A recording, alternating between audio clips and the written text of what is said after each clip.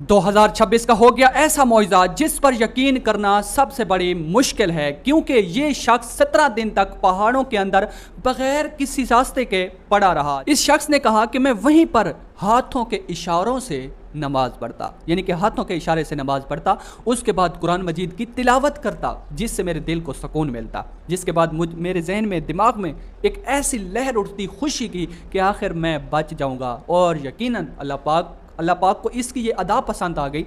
एक शख्स गार में है, पीछे दरवाज़ा बंद है, पहाड़ के अंदर है, बचना नामुमकिन है, कुरान मजीद की तिलावत कर रहा है, नमाज पढ़ रहा है।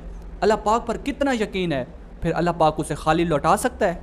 बिल्कुल नहीं लौटा सकता। लेकिन सबसे बड़ी बात तो यह है कि नमाज जनाजा भी अदा कर दिया गया। ये 2026 का सबसे बड़ा मौजज़ा हुआ। लेकिन इसमें एक खास बात है जो मैं आपको बताना चाहता हूँ। हकीकत क्या है? हकीकत से पर्दा उठा लेते हैं। ये वाकया कहाँ का है? वाकया है मर्दान का, और इस शख्स का नाम है अब्दुल वाहद। ये पहाड़ों में मार्बल इकट्ठी करने के लिए, तोड़ने के लिए, क्योंकि ये मजदूर था बेचारा, पहाड़ों के अंदर घुस गया। पहाड़ों के अंदर जैसा कि रास्ता बनाया जाता है एक गार की तरह, लेकिन अगर उसी गार का रास्ता बंद हो जाए, यानी कि शख्स जो है वो गार के आगे चला जाए, रास्ते वाली जगह पर पहाड़ गिर गया, यानी कि रास्ता बंद हो गया।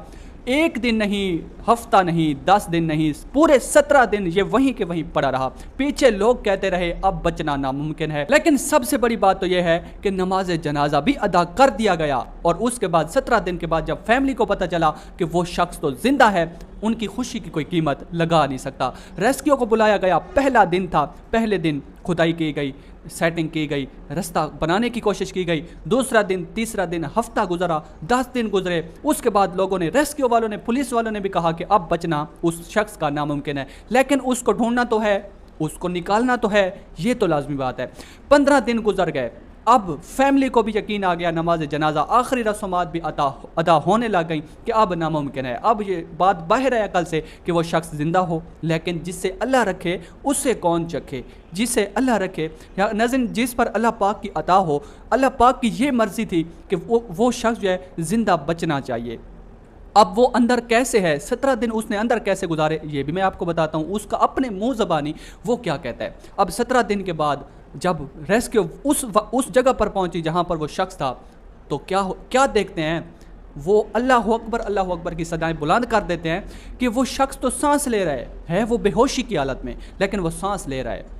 आखिर उसको निकाला गया, हॉस्पिटल में ले जाया गया। फिर उससे पूछा गया कि आखिर तुमने 17 दिन वहां पर कैसे गुजारे? उस शख्स ने कहा, पहले तो मेरे पास ना पानी होता था ना खाना होता था। वो कैसे खाता पीता था? बारिश का पानी खड़ा हुआ जो ऊपर से कहीं से आता था टपक के, वो पीता था। 17 दिन के बाद इसका भूख से पेट जो है ना बिल्कुल खाली था। इस शख्स ने कहा कि मैं वहीं पर हाथों के इशारों से नमाज पढ़ता, यानी कि हाथों के इशारे से नमाज पढ़ता, उसके बाद कुरान मजीद की तिलावत करता जिससे मेरे दिल को सुकून मिलता। जिसके बाद मेरे जहन में, दिमाग में एक ऐसी लहर उठती खुशी की कि आखिर मैं बच जाऊंगा। और यकीनन अल्लाह पाक को इसकी ये अदा पसंद आ गई। एक शख्स गार में है, पीछे दरवाज़ा बंद है, पहाड़ के अंदर है, बचना नामुमकिन है, कुरान मजीद की तिलावत कर रहा है, नमाज पढ़ रहा है। अल्लाह पाक पर कितना यकीन है, फिर अल्लाह पाक उसे खाली लौटा सकता है? बिल्कुल नहीं लौटा सकता।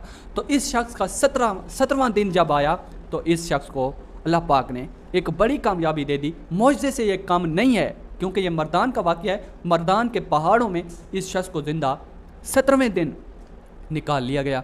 ये शख्स कहता है, मैं हैरान इस बात पर होता हूँ कि आखिर वहाँ पर मैं सांस कैसे लेता रहा, खाता पीता भी कुछ नहीं था, इबादत भी करता था, आखिर ये मेरे साथ हो क्या रहा है? यकीनन ये अल्लाह पाक की अता है। अपनी राय का इजहार कमेंट में करें। अल्लाह हाफ़िज़।